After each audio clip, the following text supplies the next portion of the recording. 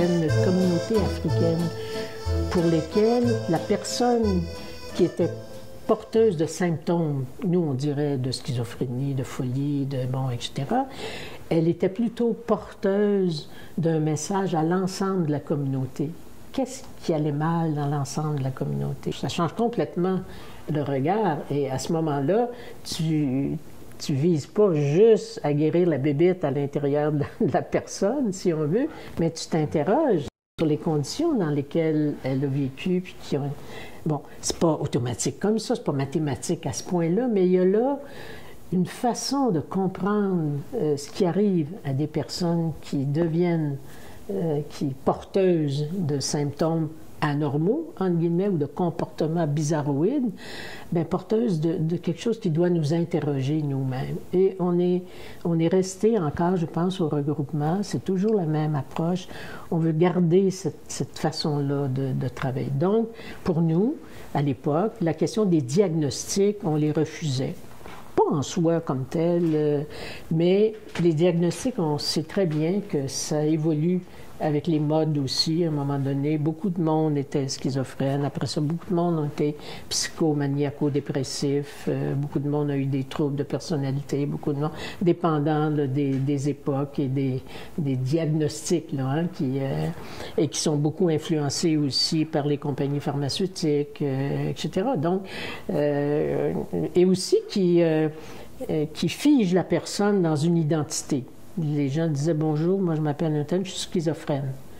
Déjà en partant, il y avait là une dérive dans la façon de s'auto-identifier. Alors, dans les ressources alternatives, on essayait de travailler contre ce type de façon-là, si on veut, tu vois.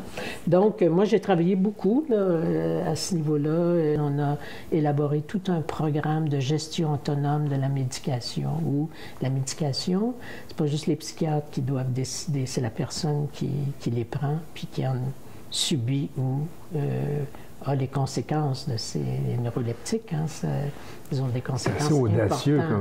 Comme... Oui, donc, encore une fois, c'était de renverser les choses un peu. Oui. Comme à la clinique, on a dit, il faut renverser le système hospitalo-centrique, il faut le voir autrement, puis il faut bâtir des alternatives. C'est pour ça que les mouvements sociaux, ils n'ont pas juste la fonction de critique, mais ils ont la fonction d'inventer des nouvelles pratiques aussi. D'être le plan B.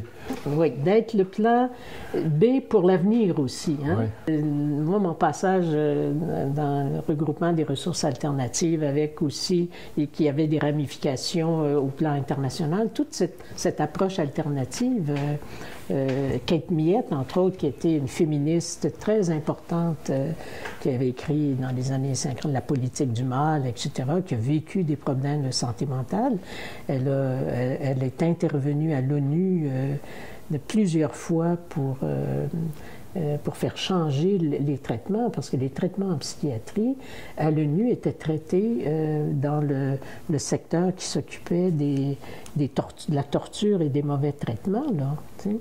Bien, dans les années 50, ce qui se faisait dans ce qu'ils appelaient les asiles, c'était pas loin de la torture. C'est les douches froides, puis tout ce que tu voudrais, les comas insuliniques, les électrochocs qui continuent encore aujourd'hui. Il y a un groupe, le groupe sur les électrochocs là, du groupe de Montréal qui continue à lutter contre ça. Là.